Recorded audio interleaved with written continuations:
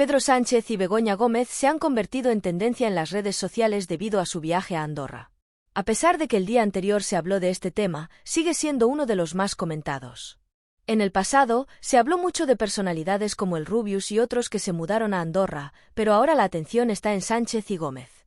Antes de continuar, no olvidéis darle me gusta a este vídeo, suscribiros al canal y activar la campanita para no perderos ninguno de nuestros próximos contenidos. También os animo a que dejéis vuestros comentarios con vuestras opiniones y compartáis este vídeo en vuestras redes sociales para que más gente se sume a la conversación. Recordad que vuestra participación es clave para mantener este canal activo y seguir trayendo más temas de interés. La noticia del viaje de Pedro Sánchez y Begoña Gómez a Andorra ha levantado mucho revuelo porque se enmarca en un contexto en el que otros personajes públicos, como el Rubius, fueron muy criticados por mudarse a este país, conocido por ser un paraíso fiscal. Sin embargo, el caso de Sánchez y Gómez es diferente y por eso es importante discutirlo. A diferencia de los youtubers y otras personalidades que se mudaron allí para pagar menos impuestos, Pedro Sánchez es el presidente del gobierno español, y su visita a Andorra se percibe con un enfoque político más complejo. Este viaje no es un simple desplazamiento, se está interpretando como un símbolo que puede tener múltiples lecturas. Algunos ven en ello una hipocresía, especialmente cuando su gobierno ha criticado en el pasado la evasión fiscal y el traslado de fortunas a paraísos fiscales. Esto genera un contraste que merece ser analizado con más profundidad. Por otra parte, el debate no solo se centra en el destino del viaje, sino en lo que representa. Andorra, al ser un territorio conocido por sus políticas fiscales favorables, ha sido durante años un punto de fuga para quienes buscan evitar la alta carga impositiva en sus países de origen. La polémica siempre está servida cuando figuras públicas deciden moverse en estos entornos, porque se abren interrogantes sobre las razones detrás de estas decisiones y las implicaciones éticas y legales de las mismas. Para profundizar en esta parte, es relevante explorar por qué Andorra es un tema tan recurrente en las discusiones sobre figuras públicas y la evasión de impuestos. Desde hace tiempo, Andorra ha sido un refugio fiscal que ofrece ventajas a aquellos que buscan una menor presión impositiva. El caso del Rubius y otros youtubers que se mudaron a Andorra hace unos años generó un gran debate sobre el compromiso social y fiscal de las figuras públicas. ¿Deberían estas personas, que se benefician de seguidores y negocios en sus países de origen, contribuir fiscalmente a esos mismos países? Esta cuestión sigue siendo un tema candente. En comparación, la visita de Pedro Sánchez y Begoña Gómez a Andorra no implica un cambio de residencia, pero sí abre la puerta a muchas interpretaciones.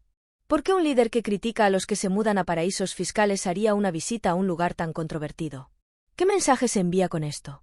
Además, esta situación podría verse como un ejemplo de doble moral. Mientras se exige a los ciudadanos y a las figuras públicas que contribuyan fiscalmente a España, se permite que los representantes del gobierno disfruten de los beneficios de los mismos lugares que tanto critican. En definitiva, la visita de Pedro Sánchez y Begoña Gómez a Andorra no solo es un tema relevante por el viaje en sí, sino por lo que simboliza en términos de política fiscal, ética y percepción pública. Explorar estos aspectos puede ayudar a entender mejor la reacción del público y la magnitud del debate que ha surgido en torno a este tema. El viaje de Pedro Sánchez a Andorra, realizado poco después de regresar de un viaje a África, ha generado mucha controversia. Oficialmente, el objetivo de su visita a África era abordar la crisis migratoria que afecta a España, un tema complejo que el propio Sánchez ha definido de maneras contradictorias, en algunos momentos como una oportunidad y en otros como un problema urgente que necesita solución inmediata. Esta ambigüedad en su discurso ha llevado a muchos a cuestionar la sinceridad y la coherencia de sus acciones. Además, tras su visita a África, el hecho de que decida ir a Andorra ha provocado que el foco de atención se centre nuevamente en él.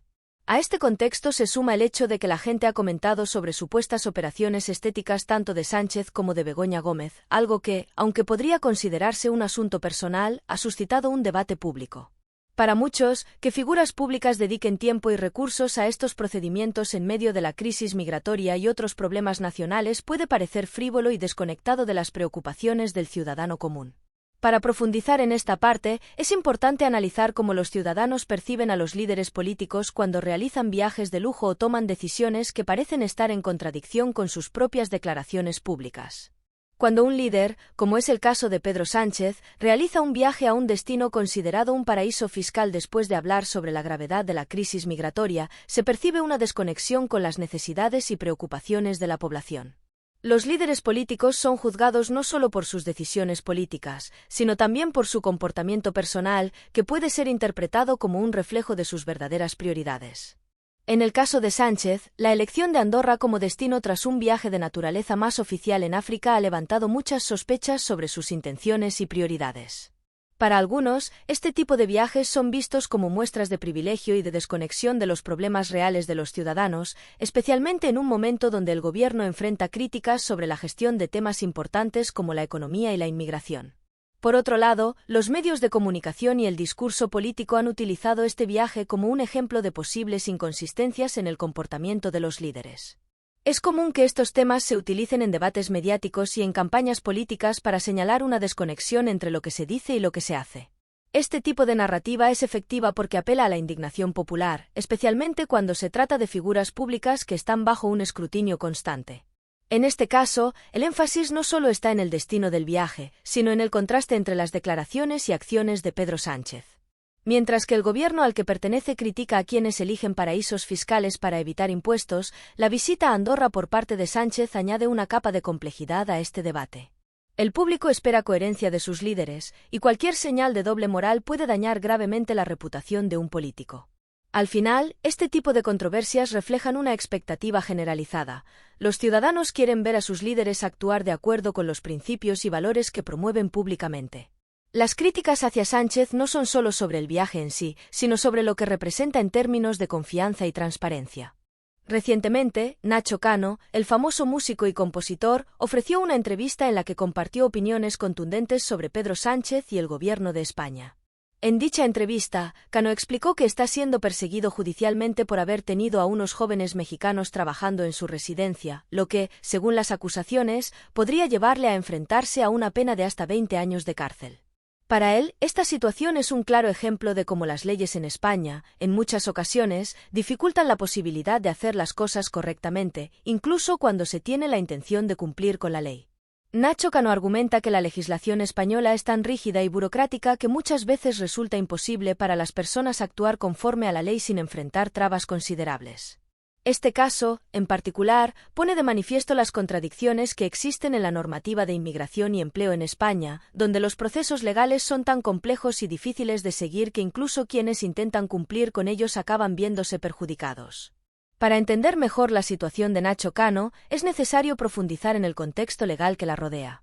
Las leyes en España prohíben la contratación de personas en situación irregular y establecen sanciones muy severas para quienes las infringen, que van desde multas económicas muy elevadas hasta penas de prisión, dependiendo de la gravedad de la infracción y del número de personas afectadas.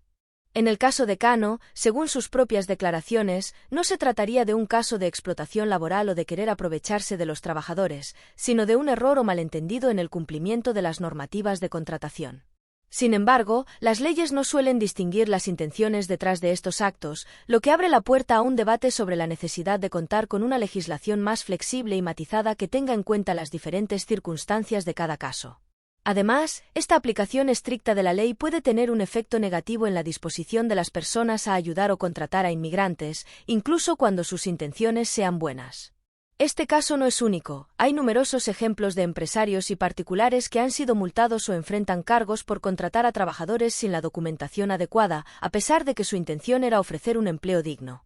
Esta rigidez legal puede llevar a situaciones en las que todas las partes involucradas pierden: el empleador, por las sanciones y cargos que puede enfrentar, y el trabajador, que puede perder su empleo y correr el riesgo de ser deportado. Cano también critica cómo las instituciones gubernamentales pueden utilizar las leyes de manera selectiva para ejercer presión o castigar a ciertas personas. Esta percepción contribuye a un clima de desconfianza hacia las autoridades y genera la sensación de que la justicia no siempre se aplica de manera imparcial. Aunque es importante que existan normativas para controlar la inmigración y prevenir el empleo ilegal, también es crucial que éstas se apliquen de manera justa y proporcional. Por último, Nacho Cano hace hincapié en lo difícil que puede ser cumplir con todas las exigencias legales cuando se trata de temas de inmigración y empleo. Su caso pone de relieve la necesidad de revisar las leyes actuales para que sean más justas y para evitar que personas con buenas intenciones terminen criminalizadas por errores o malentendidos en un sistema legal tan complicado. Si te ha parecido interesante este análisis y quieres seguir explorando más temas como este, no olvides darle me gusta al vídeo, suscribirte al canal y activar la campanita para estar al tanto de nuestros próximos contenidos. Queremos saber tu opinión. ¿Crees que las leyes de inmigración y empleo en España deberían ser más flexibles? ¿Consideras que el caso de Nacho Cano es un ejemplo de cómo la justicia puede ser desproporcionada? Déjanos tus comentarios y comparte este vídeo en tus redes sociales para que más personas puedan sumarse al debate. Tu participación es clave para que sigamos creando contenido relevante y manteniendo viva esta conversación. En la entrevista, Nacho Cano hace una comparación contundente entre el gobierno español actual y el de Venezuela, así como entre la policía española y la Stasi, la temida policía secreta de la antigua Alemania Oriental.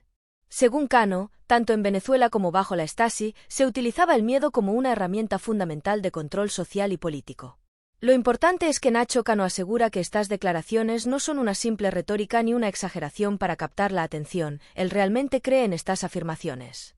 Su opinión se basa en un profundo conocimiento de estos sistemas de gobierno, así como en su experiencia personal en Miami, donde tuvo contacto cercano con miles de venezolanos y cubanos que habían vivido bajo regímenes represivos. Cano subraya que estos gobiernos, tanto en Venezuela como en la antigua Alemania Oriental, se caracterizan por el uso del miedo como mecanismo de control. Es decir, el miedo se convierte en un arma para someter y manipular a la población, eliminando la disidencia y asegurando el control absoluto de aquellos que están en el poder. Para Nacho Cano, esto no es diferente de lo que, según él, se está viendo en España, una creciente utilización del miedo y de la presión para controlar a la sociedad, en especial a quienes son críticos con el gobierno. Esta declaración de Nacho Cano plantea una serie de comparaciones que merecen un análisis más profundo. El sistema político de Venezuela, por ejemplo, bajo el régimen de Chávez y Maduro, se ha caracterizado por un alto grado de centralización del poder, la persecución de la oposición política, el control de los medios de comunicación y un uso extenso de la propaganda y la coacción. La Stasi, por otro lado, fue famosa por su extensa red de espionaje interno, la represión de cualquier forma de oposición y el uso del miedo para mantener a la población bajo control. Cano sugiere que en España hay paralelismos inquietantes en cuanto a cómo se está utilizando el poder del Estado. Para Cano, estos paralelismos no se basan únicamente en opiniones infundadas, sino en un análisis comparativo de cómo los gobiernos pueden usar las instituciones del Estado y el poder de la ley para suprimir la libertad de expresión y manipular a la sociedad. Considera que, si bien las situaciones no son idénticas, existen similitudes preocupantes que deben ser discutidas. Su experiencia personal en Miami le proporcionó un contacto directo con exiliados de regímenes represivos, lo que le ha dado una perspectiva más amplia sobre cómo funcionan estos mecanismos de control. Ampliar esta parte implicaría un análisis detallado de los sistemas políticos que menciona Nacho Cano, mostrando tanto las similitudes como las diferencias con el sistema español. En primer lugar, es importante entender que tanto Venezuela como la antigua Alemania Oriental emplearon métodos específicos de control que iban desde la manipulación mediática hasta el uso de la fuerza para sofocar la disidencia. Mientras que Venezuela ha utilizado el desabastecimiento, el control de divisas y la manipulación mediática para mantenerse en el poder, la Stasi era conocida por infiltrar todos los aspectos de la vida privada de los ciudadanos, generando un estado de paranoia y autocensura. En comparación, el sistema político español es una democracia consolidada con instituciones que, en teoría, deben garantizar la separación de poderes y la protección de los derechos fundamentales. Sin embargo, Cano apunta a que la utilización de ciertos mecanismos, como la manipulación de los medios de comunicación, la presión política y el uso de leyes específicas para atacar a los críticos del gobierno, podrían estar generando un entorno donde el miedo y la represión empiezan a ser herramientas más comunes. El análisis de estas herramientas de control social en diferentes regímenes también es clave para entender la preocupación de Nacho Cano. En regímenes autoritarios, el control de la información y la narrativa es crucial para mantener el poder. Las leyes, por ejemplo, pueden ser utilizadas de manera selectiva para silenciar a los críticos, y la vigilancia puede convertirse en un mecanismo para infundir miedo y evitar la disidencia. En una democracia, estas herramientas no deberían tener cabida, pero Cano sugiere que se están viendo señales que podrían indicar un movimiento en esa dirección, lo que resulta preocupante. Hoy, María Jesús Montero, ministra del Gobierno de España, hizo unas declaraciones que han generado un gran debate sobre la manipulación de la opinión pública. En sus palabras, Montero subrayó la importancia de la opinión pública, afirmando que esta es crucial porque son las personas quienes votan. De acuerdo con estas declaraciones, se puede inferir que el gobierno tiene un gran interés en que la gente vote y crea en lo que ellos quieren que crean, minimizando la influencia de otros actores como los influencers o los medios independientes que puedan ofrecer narrativas alternativas. Estas afirmaciones abren una puerta a la reflexión sobre cómo los gobiernos intentan controlar la narrativa en los medios de comunicación y en las redes sociales. En una democracia, el libre flujo de información es fundamental para que los ciudadanos puedan tomar decisiones informadas. Sin embargo, cuando un gobierno busca orientar o manipular la opinión pública para que solo exista una versión de la verdad, se entra en un terreno muy peligroso que puede poner en riesgo la libertad de expresión y el derecho a la información. El control de la narrativa es una estrategia utilizada frecuentemente por los gobiernos, no solo en España, sino en muchas partes del mundo. La manipulación de la opinión pública puede tomar muchas formas, desde la creación de campañas de propaganda hasta la censura de voces críticas o la promoción de ciertos medios que son afines al poder. Este control busca limitar el impacto de medios independientes y voces alternativas, quienes, mediante su contenido, podrían ofrecer una visión más objetiva o crítica de las decisiones gubernamentales. Para entender el impacto de esta estrategia, es fundamental explorar cómo los medios y las redes sociales juegan un papel crucial en la política moderna. Los medios independientes y los influencers se han convertido en actores importantes en la formación de la opinión pública. Estos nuevos canales de comunicación pueden ser más directos y auténticos para muchos ciudadanos, ya que no dependen de los grandes conglomerados mediáticos ni del control gubernamental. Por esta razón, son vistos como una amenaza para los gobiernos que buscan mantener un monopolio sobre la información. La influencia de los medios independientes e influencers ha sido particularmente significativa en los últimos años. Han servido como contrapeso a la narrativa oficial, poniendo en evidencia posibles fallos, escándalos de corrupción o políticas que no cumplen con las expectativas del electorado. En respuesta, algunos gobiernos han intentado desacreditar a estos actores, limitando su alcance o incluso legislando contra ellos bajo pretextos de control de información falsa o protección del orden público. En algunos casos, estas medidas pueden ser vistas como intentos de silenciar la disidencia y limitar la pluralidad informativa. El riesgo aquí es evidente. Una democracia saludable depende de un ecosistema informativo diverso, donde se escuchen múltiples voces y puntos de vista. Si un gobierno, a través de declaraciones como las de María Jesús Montero, da a entender que su intención es que la gente solo vote y crea en lo que ellos consideran adecuado, se podría estar caminando hacia un modelo donde se margina cualquier voz crítica. Esto no solo afecta la libertad de expresión, sino que también limita el derecho de los ciudadanos a estar bien informados. En este contexto, la manipulación de la opinión pública no solo es un tema de interés para analistas y expertos en comunicación política, sino que afecta directamente a cada ciudadano. Se trata de un asunto que toca las bases de cómo se construye una sociedad democrática y participativa. Cuando los gobiernos intentan silenciar o limitar la influencia de ciertos medios o personas, están cerrando puertas a un debate sano y abierto, necesario para la toma de decisiones colectivas. Pedro Sánchez y Begoña Gómez se encuentran en Andorra para asistir a un campeonato de descenso en bicicleta, un viaje que ha sorprendido a muchos, ya que viene justo después de su regreso de un viaje a África. Este movimiento ha sido considerado por algunos como inusual, generando diversas interpretaciones y comentarios. Según las fotografías que han circulado en los medios, ambos parecen no estar muy contentos durante su estancia en Andorra, lo que ha levantado aún más sospechas sobre los verdaderos motivos detrás de este viaje. ¿Es solo una escapada para disfrutar de un evento deportivo, o hay algo más detrás de esta visita? Este viaje de Sánchez a Andorra ha causado revuelo debido a las implicaciones políticas y sociales que conlleva.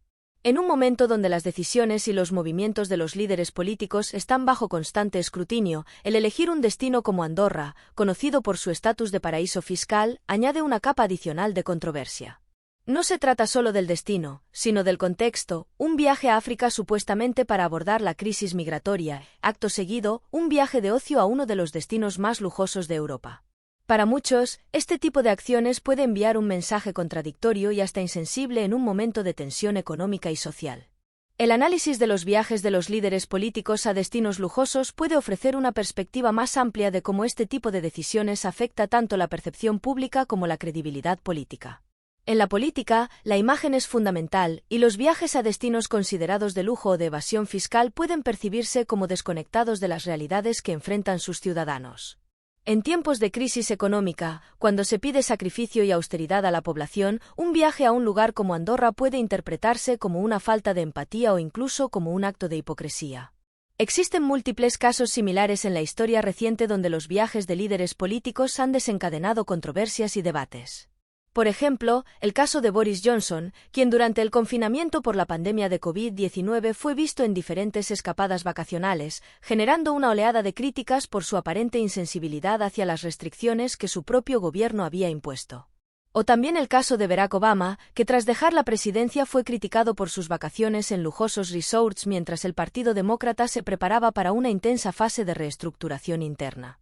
En todos estos casos, las repercusiones mediáticas han sido significativas. La percepción pública de los líderes que eligen estos destinos puede sufrir considerablemente, y estas acciones a menudo se convierten en armas arrojadizas para la oposición y en temas candentes de discusión mediática. En el caso de Pedro Sánchez, su viaje a Andorra se produce en un momento en que su gobierno enfrenta críticas por su manejo de varios temas cruciales, desde la gestión de la pandemia hasta la política económica y la crisis migratoria. Elegir un destino tan polémico como Andorra no hace sino alimentar más el fuego de la crítica. Es importante señalar que la política y los movimientos personales de los líderes están constantemente bajo la lupa, y cualquier paso en falso puede tener un impacto duradero en su imagen pública. Viajes como estos, sin una clara justificación, pueden interpretarse como un signo de desconexión con las necesidades del pueblo o incluso como un gesto de arrogancia. Esto puede llevar a una pérdida de confianza en el liderazgo y a una percepción de que las élites políticas viven en un mundo separado del resto de la sociedad.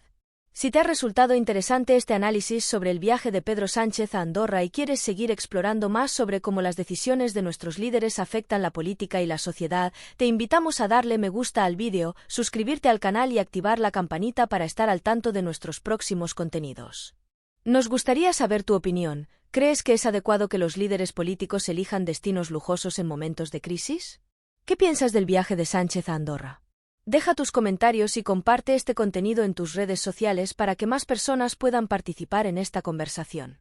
Tu participación es clave para que sigamos generando un espacio de debate abierto y relevante. El reciente viaje de Pedro Sánchez a Andorra ha generado un gran número de críticas debido a la percepción de contradicción que existe entre sus acciones y las políticas socialistas que él y su gobierno defienden públicamente. Mientras que el gobierno de Sánchez aboga por una redistribución de la riqueza, políticas progresistas y una postura firme contra la evasión fiscal, el hecho de que su destino elegido sea Andorra, un paraíso fiscal famoso por atraer a aquellos que buscan reducir su carga tributaria, ha provocado una considerable polémica. Este viaje no solo pone en duda su coherencia ideológica, sino que también reabre debates sobre la relación entre poder, riqueza y principios. La controversia se intensifica al recordar que en Andorra han depositado grandes sumas de dinero personajes notoriamente polémicos como Jordi Pujol, quien ha sido señalado por casos de corrupción y evasión fiscal, pero que aún no ha sido juzgado. Esta asociación entre Andorra y figuras vinculadas a prácticas cuestionables incrementa las sospechas sobre el motivo de elegir este destino, y muchos se preguntan si es apropiado que un líder que promulga ideales socialistas y de justicia social elija un lugar tan cargado de simbolismo para un viaje personal. Este episodio pone de relieve la paradoja de algunos líderes socialistas que disfrutan de lujos que parecen ir en contra de los valores que predican. Mientras defienden políticas que supuestamente promueven la igualdad, critican a quienes buscan refugios fiscales y abogan por una distribución más justa de la riqueza, sus acciones pueden interpretarse como una contradicción. La percepción de que un líder político no vive de acuerdo con los principios que promueve puede ser dañina para su credibilidad y su capacidad de conectar con el electorado. Profundizar en esta paradoja implica reflexionar sobre cómo los actos personales de los líderes políticos, especialmente aquellos que se identifican como socialistas o progresistas, pueden ser interpretados por la opinión pública. El disfrute de un estilo de vida que muchos consideran lujoso, mientras se defiende un modelo de sociedad más igualitario y se critica a los que utilizan paraísos fiscales, no pasa desapercibido y genera un amplio debate en la esfera pública. Esto lleva a cuestionar la sinceridad del discurso político y a preguntarse si estas figuras realmente creen en lo que predican o si solo es un discurso conveniente para atraer votos. Además, es relevante considerar el papel de los paraísos fiscales en la política y la corrupción. Estos lugares, como Andorra, son conocidos por proporcionar facilidades para ocultar grandes cantidades de dinero y evitar impuestos, lo que a menudo implica prácticas de corrupción y evasión fiscal a gran escala. La relación entre políticos, grandes fortunas y paraísos fiscales es un tema delicado que toca directamente la confianza del público en sus gobernantes. Cuando un líder como Sánchez, que se posiciona como defensor de la justicia social, es asociado con lugares que facilitan precisamente lo contrario, la disonancia entre su mensaje y sus acciones se vuelve insostenible para muchos. Las críticas sobre la hipocresía en el socialismo no son nuevas, pero cuando son provocadas por decisiones y acciones de alto perfil, como un viaje a un lugar tan simbólico como Andorra, se amplifican. El público espera de sus líderes no solo coherencia política, sino también ética personal. En un contexto de crisis económica y social, los ciudadanos se sienten más traicionados cuando perciben que aquellos que deberían ser ejemplos de integridad y sacrificio, en realidad parecen estar disfrutando de los mismos privilegios que dicen combatir. Se mencionan ciertas similitudes preocupantes entre el régimen de Nicolás Maduro en Venezuela y algunas prácticas políticas que se están observando en España. La comparación no es superficial, se basa en la percepción de que ambos sistemas, aunque muy diferentes en su estructura y contexto, han mostrado tendencias preocupantes hacia el uso del poder estatal para influir en la opinión pública, limitar la disidencia y mantener un control sobre las narrativas oficiales. Según el análisis, el régimen de Maduro en Venezuela está en una situación insostenible. La mayoría de la comunidad internacional lo rechaza y la población local sufre una crisis humanitaria devastadora. Sin embargo, a pesar de esto, sigue manteniéndose en el poder gracias a una combinación de represión, propaganda y apoyo militar. En este contexto, es natural que algunos observen ciertos paralelismos con lo que está ocurriendo en España. Aunque las diferencias entre ambos países son claras, España es una democracia establecida dentro de la Unión Europea. Algunos críticos argumentan que hay prácticas políticas que podrían sugerir una deriva hacia un control más centralizado y menos tolerante con las críticas. Esto es particularmente relevante en un momento donde el uso de medios de comunicación, la manipulación de la opinión pública y las presiones políticas a ciertos sectores empiezan a levantar alarmas. El hecho de que algunas figuras políticas españolas hayan mostrado afinidad o no hayan condenado enérgicamente el régimen de Maduro agrega una capa de preocupación. Ampliar esta parte requiere un análisis más profundo sobre la influencia de Venezuela en la política española y los vínculos que algunos políticos españoles han tenido o tienen con el régimen venezolano. En los últimos años, ha habido denuncias y reportajes que han mostrado conexiones entre partidos políticos en España, particularmente de izquierda, y el régimen de Chávez y posteriormente el de Maduro. Estas conexiones van desde la financiación de campañas hasta el intercambio de ideas políticas. El impacto de estos vínculos en la política española ha sido objeto de debate y preocupación. Para muchos, cualquier señal de apoyo o falta de crítica hacia un régimen autoritario que ha llevado a su país al borde del colapso es vista como una muestra de que ciertos sectores no descartan emplear métodos similares. Desde un punto de vista histórico, los regímenes autoritarios como el de Venezuela no emergen de la noche a la mañana.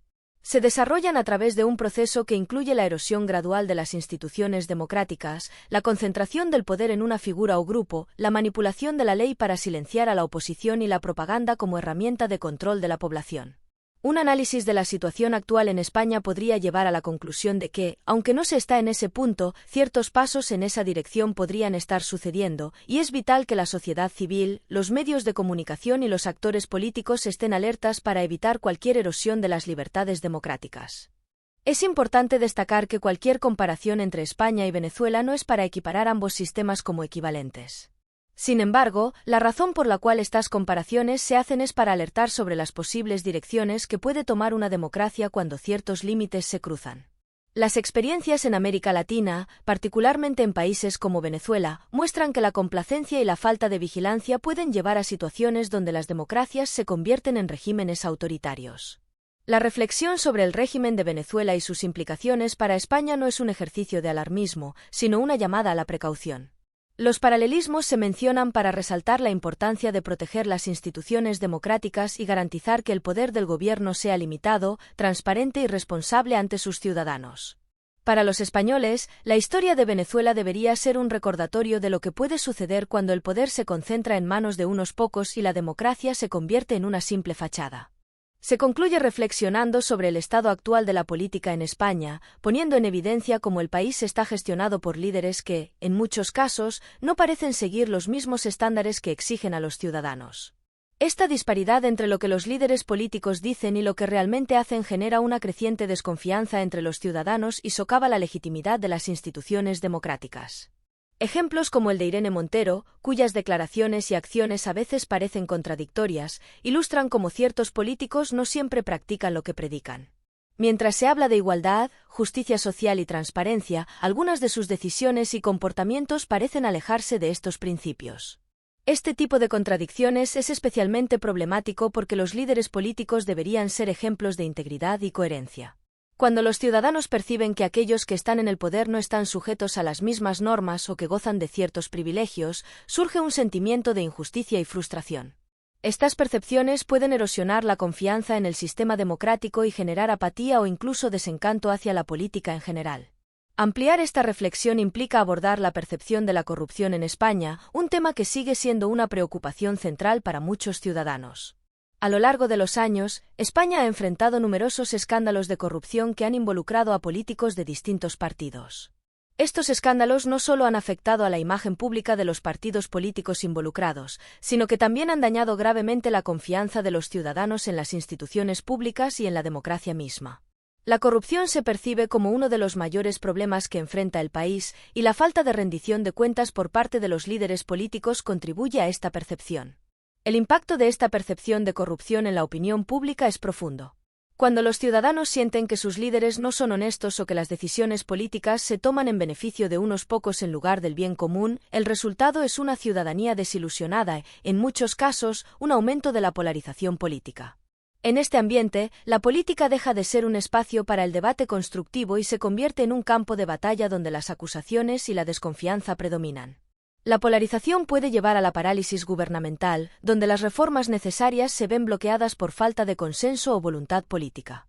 En este contexto, es evidente que se necesita una reforma profunda para aumentar la transparencia y la responsabilidad en el gobierno. La implementación de medidas de transparencia más estrictas, como el acceso público a los registros financieros de los políticos, la obligación de declarar conflictos de intereses y la creación de organismos independientes que supervisen la conducta de los funcionarios públicos, podría ayudar a restaurar la confianza de los ciudadanos en sus líderes. Además, es fundamental fortalecer el poder judicial para garantizar que la ley se aplique de manera justa e imparcial, sin importar el cargo o el estatus del individuo. El debate sobre la necesidad de reformas no es solo una cuestión de mejorar la imagen de los políticos ante la opinión pública, sino de asegurar que España siga siendo una democracia vibrante donde los ciudadanos se sientan representados y escuchados. En última instancia, la política debería ser una herramienta para el bien común, no un medio para el enriquecimiento personal o la consolidación del poder. Los ciudadanos merecen líderes que realmente estén comprometidos con estos valores y que se esfuercen por mantener la integridad y la coherencia en su trabajo diario. Si esta reflexión final sobre el estado de la política en España te ha parecido relevante y crees que es crucial seguir discutiendo estos temas, te invitamos a darle me gusta a este vídeo, suscribirte al canal y activar la campanita para estar al tanto de nuestros próximos contenidos.